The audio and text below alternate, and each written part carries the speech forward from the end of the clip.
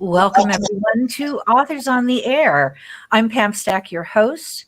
We're part of the Authors on the Air Global Radio Network. Hello, everyone. I hope that you took in that beautiful trailer for my friend Helaine Mario's new book called Shadow Music. Hi, Helaine. How are you? I'm fine. Thank you, Pam. Thanks for having me. I'm so thrilled that you're back here. It seems like it's 2 years between books for you. Is that right? Yeah. A little more, and I feel bad about that, but I'm slow. Oh, why should you feel bad? You have to write it at your own pace, and for it to be so beautiful as Shadow Music. Thank you. Helaine, I want to tell everyone a little bit about you. You and your husband have a very interesting history, and we'll talk about that in a few minutes. But Helaine, this is her third book in the symphony series, what I call it. I'm not sure what the actual title is, but it is published by Ocean View, and I got the first copy of the book naturally, and so I invited Helaine to be here. First of all, welcome back. Thank you. I'm delighted to be with you. You were my very first live interview a couple of years ago. Oh, so many years ago. We don't even remember how long we've been friends. That's what's so funny. Forever. Ever. It does seem like that, doesn't it? So I want to talk about your inspiration for writing this symphony series. Now, I know that you are a music lover and that you and your husband support charities involving music for children. I think that's amazing. The list of charitable organizations that you donate proceeds from your books from is a long, long, long one. And I'm sure each of those are thrilled to receive money from you. So thank you for that. But let's talk. My pleasure. Let's talk how this started. How did you decide at a later period in your life that you were going to write books? Oh, yes. Well, it's the first question I'm always asked, Pam. What and who inspired you? And for me, my son played classical music. And we did not have any music in our home, no piano. But when my son began asking to play, to take lessons, we ended up renting an upright. And over a few years, we went from a no piano home to a grand piano home. So he studied for 15 years. And so I loved all kinds of music, but I didn't know classical. But every night I would listen to him practice. And I fell in love. So the what inspired me is classical music, and the who, my son, Sean. What is the connection there between writing the books? Well, I like to say that the definition of inspiration, the root is inspire, meaning breathe in, breathing everything around you. That's where inspiration comes from. And really listening to the music, I realized that music tells a story. Of course. A beginning, a middle, an end, pain, agony, fear, love, redemption. Happiness. You just can follow it. Yes. And what I learned finally by this third book, what I learned is that the music can mirror my Maggie's story. My main character, as some of you may know, is a pianist, Maggie O'Shea, who lives in Boston. And I've been able to show how the music mirrors her story. It's a beautiful way to write a book and to listen to a book and to read a book. I mean, I studied keyboards for 25 years, I think. And there is something very peaceful about playing an instrument. As you know, my producer is also a musician. He's a classical guitarist. So I think music, I don't know anyone who isn't affected by music. Yeah. So let's start from the beginning, from first book, and talk about your character, Maggie, and how she developed with you. Okay. Um, well, I knew when I started writing late in life, as you said, I didn't sign my first publishing contract till age 68. So I'm an old dog learning new tricks for sure. Yeah, but you learned them fast, honey. I don't care. You learned them Well, fast. thank you. With the Lost Concerto, I knew I wanted to write the book that I wanted to read, truly. Right.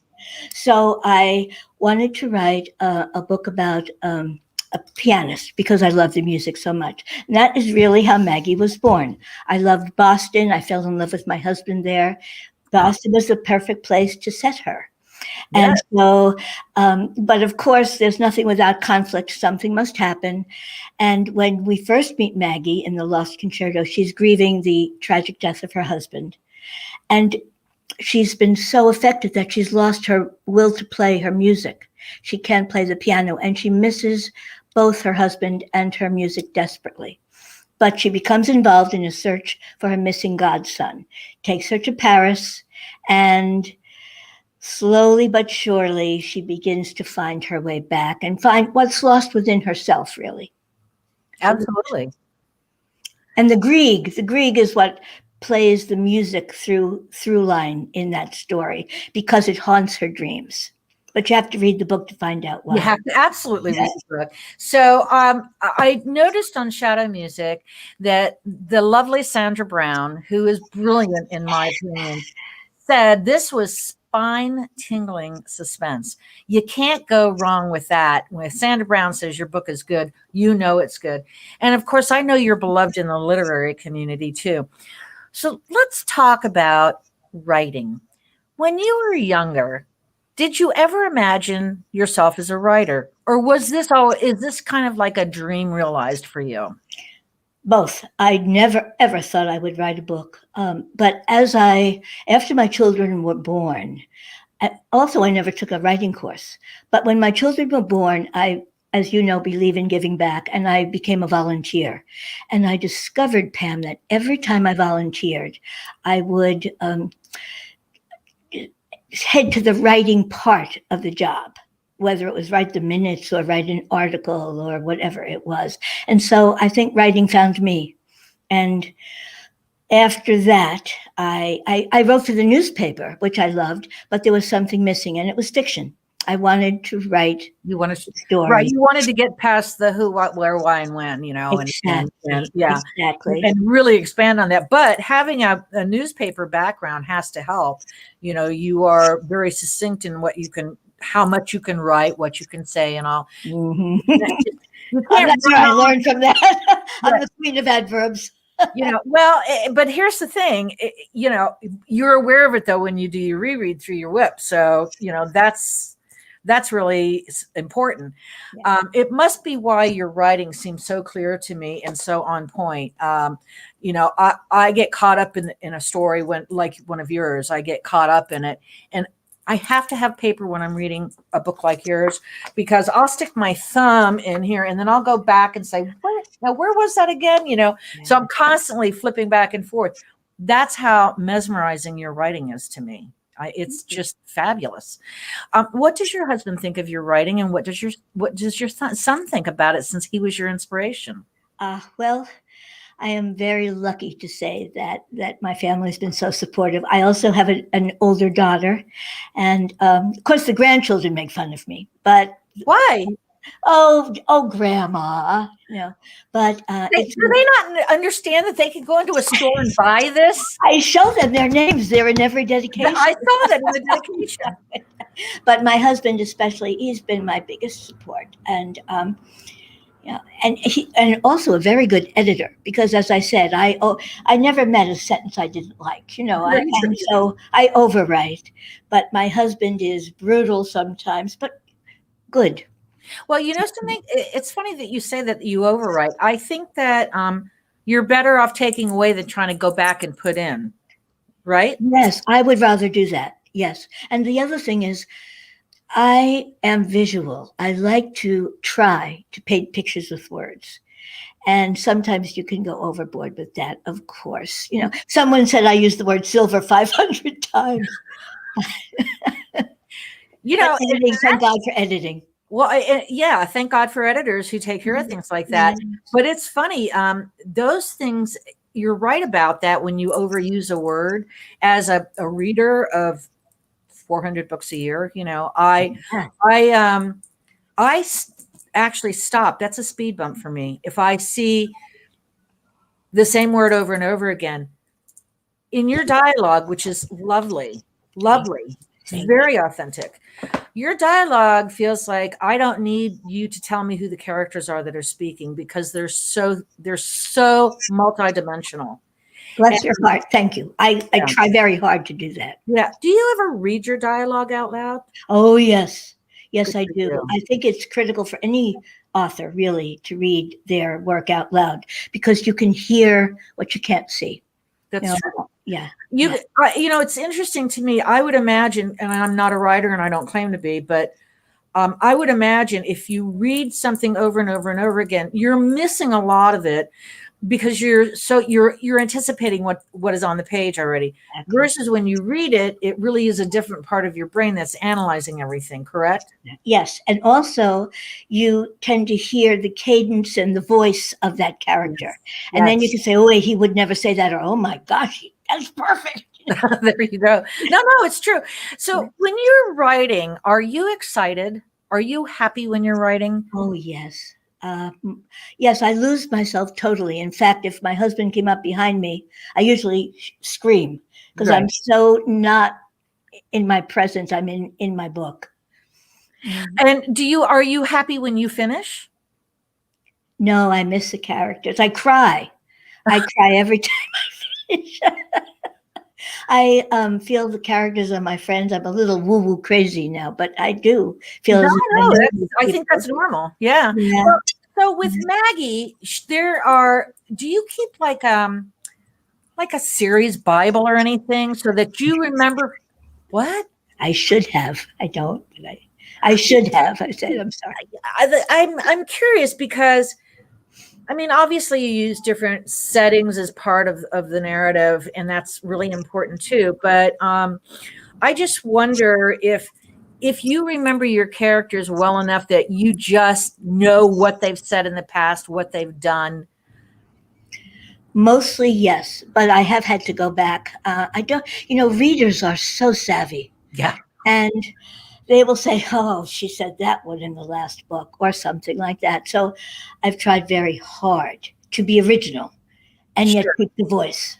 I can't say if I've succeeded or not, honestly. My memory isn't that good anymore, but.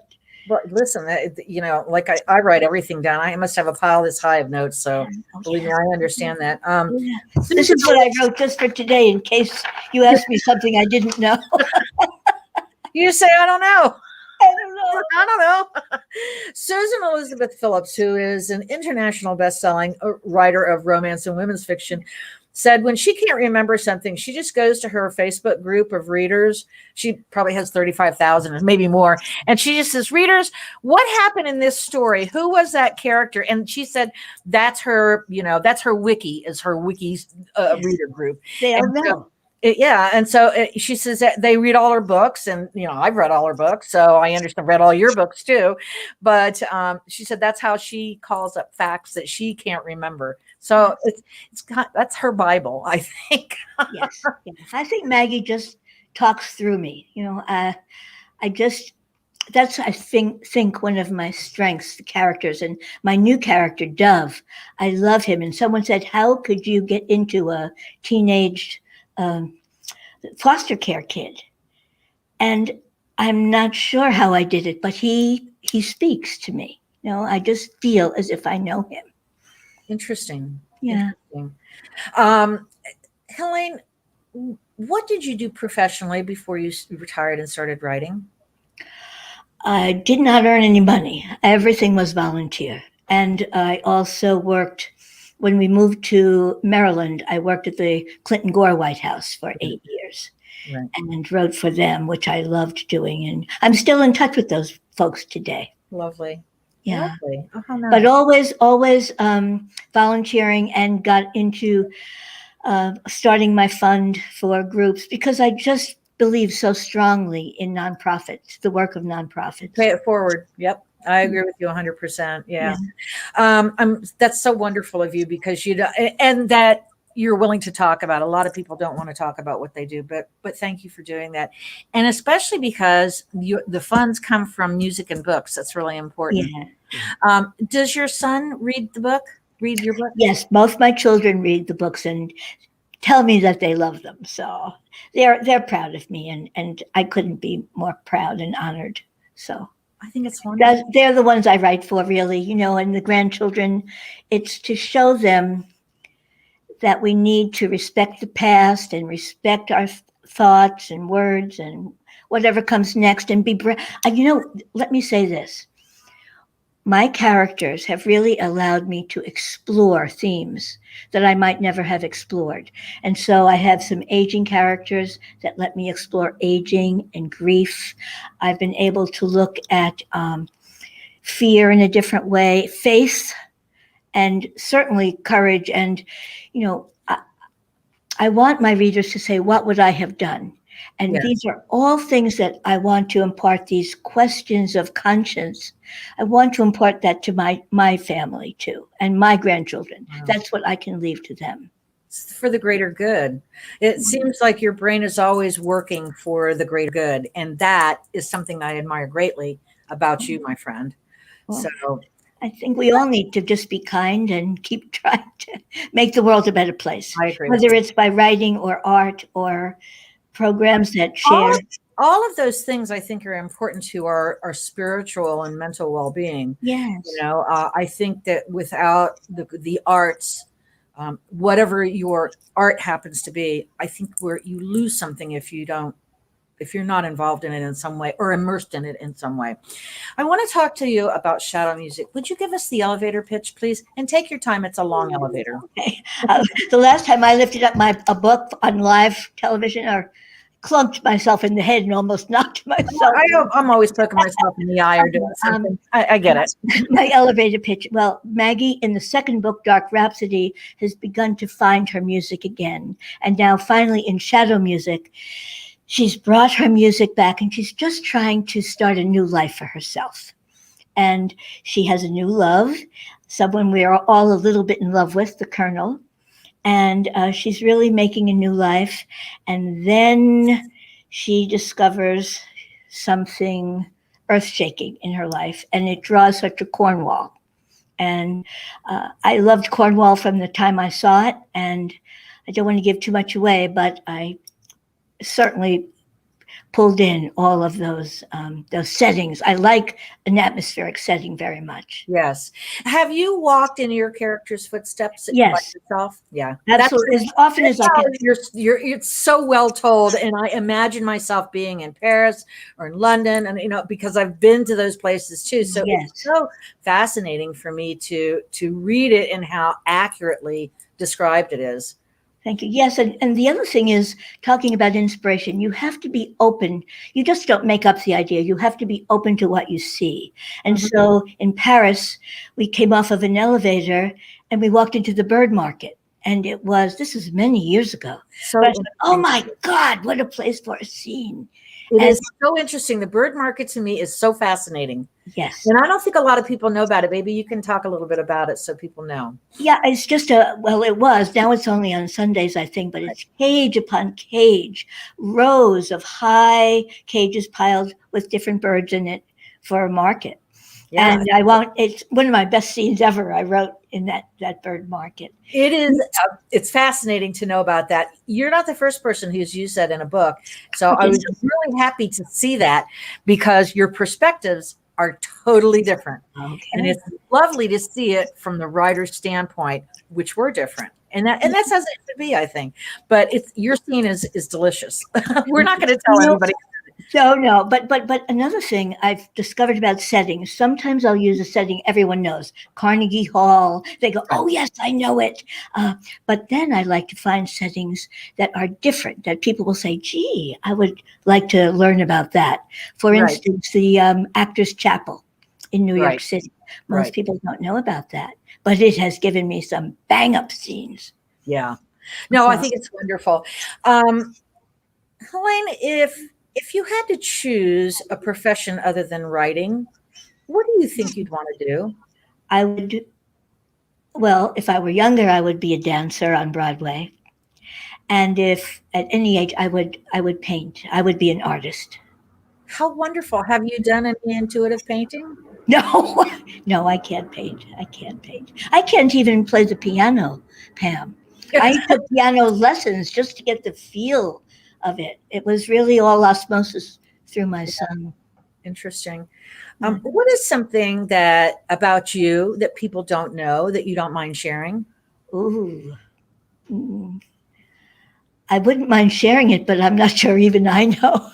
Uh, I don't know. Maybe I don't have the confidence. I'm always scared that my book isn't going to be good enough, and Oh, so I guess that would your be. books, you But, you've got a publisher. but You're in bookstores. I mean, I know, but you know what? You just when you write a series, you really owe it to your readers to keep stepping up just that teeny bit and give them what they expect. So that frightens me. I always think I poured my whole heart and soul into the last one. What can I do now to be better? And you just have to hope for that moment of madness, I think. well, let's talk about that. I want you to think back to the very first book, okay? Mm. Where do you think you are now that you have three out in the world? I think I'm a better writer. What have you learned about yourself since you started writing? Well, I think those things that I mentioned before, exploring as you get older, there's more loss in your life, Yes. more grief. You question more. You certainly look back over choices you've made and the consequences. Yeah. Um, you wonder how you've shown yourself that yes, sometimes you can be brave when maybe you didn't think you could be, Yeah. and more understanding, more open, more open. I think that happens naturally as we get older. I know I was just talking to a friend of mine from high school today. We were saying the same thing, as our friends start to fade away and are no longer on this plane, we were saying we really got to pull the circle tighter and really cherish it all. So I understand that. What do you like to do in your spare time? Read. I do. I love to read. I love to listen to music. I like to walk, and I like to spend time with my family and friends. Like I'm a normal person, like everybody else. I love You that. know, I don't ski or do any of those things, and just I'm quiet. I like quiet times. Oh, I love to go out for dinner with my husband, a romantic dinner with my Aw, how long have you been married? 52 years. I know. Thank you. Congratulations, my It's friend. a road. It's a road. It's a learning curve, isn't it? Yes. Same way as writing is. There's nothing easy about either of those two things. No. So I honor you. Anyone you want to give a shout out to? Well, oh, sure. Oh, well, my publishers for taking a chance on me and believing in me. Bob Ocean and Pat are View, wonderful for people. sure. And the two women two beautiful authors that wrote blurbs on my jacket this time, Sandra Brown, who is so generous and kind, Yes. because I don't think she never heard of me, and yet she took the time. And Hank Philippi Ryan, who also wrote a blurb for me and has been as supportive as anyone could ask. So I am grateful. I watched her reading your first chapter today. Yeah. She's lovely. Hank and I do a lot of things together. I mean, she's just the best. So, what about your family? You want to say hi to anybody? The grandkids, so they know Oh yes, who yes, you are. Grandma. I have the five. I have, let's see, Ellie, Tyler, Claire, Declan, and Ian. They range from age 5 to my teenage 15 Ellie. So you have to learn how to grandparent differently as they get older. That is for sure. It's true. And even since now mine are just 6 and gonna be 4, so or gonna be 7 and gonna be 4, and they sure are different from the little monkeys that climbed all over me, a couple of years ago. So, but it's fun. It's fun to see them, and I Yes. love being around them. And I love thinking about how they'll be as young adults, what choices they'll make as they grow up, and it's interesting to look at. Mom and a grandma talking. You can tell. Yes, yes. Yes. Helaine, where can we find you on the interwebs and on Facebook or wherever? Oh yeah, I'm on. I can't give you the numbers, but I'm on Facebook. I mean, I don't know the links. I'm on Facebook and a little bit of Twitter. It's not my favorite thing because I like to write a lot of words. um, and on my website, I guess, is a good one. HelaineMario.com, which we have on the screen in front of you. And then the contact in the website gives an email where people could email me, and I love to hear from people. I really good. do. I'm going to email you all the time. Well, Okay, thank you. anyway, I'm going to email you all the time since you've never met a sentence you didn't love. Madly, deeply, purely, quietly. Any ideas for your next novel? Yes. I thought at my age that with the 3 books, it was a trilogy and I was finito. But some little surprise happens, or a couple of surprises at the end of Shadow. Well, they even surprised me. So now I'm halfway through the next one. And are we getting a book in a year instead of 2? Oh, I would try. I will try. The big deal now is that I am challenging myself by trying to do more of a dual timeline. They're in shadow music. You go back to World War II and the Cold War, but not so much. Right. And there is a challenge in dual timeline because you have 2 sets of characters. Right. And then the voices become more complicated. So is this is still a Maggie book? Yes. Okay. Yes. And is it a working title? Yes. I forget it. I thought I was going to scoop. I got it. Echoes on the Wind. Oh, I love that. Thank you. It's got that little bit of music feel to it. Yes. But, yeah. Yes. And I even have a title for the one after that if I ever get there, Pam.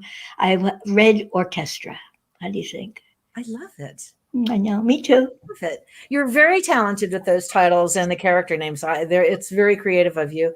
Helaine Mario, I adore you. And I'm so glad that you came to visit with me. And really, it was like kind of talking over a cup of coffee, right? You know what? I feel exactly that way. I really do. Yeah, I'm glad. Well, listen, you take good care of yourself. We will get together when you come down to Southwest Florida. I want my book signed. I want all my books signed. So I will be coming to see you with books in hand. Okay. Thank you so much. And thank you, anyone listening. I appreciate your time and connect. Thank you so much, Helaine. Thank you for listening, everybody, if you're with us live. And thanks for those of you who will listen later or watch later. And thank you, Mom and Dad. I'll see you later.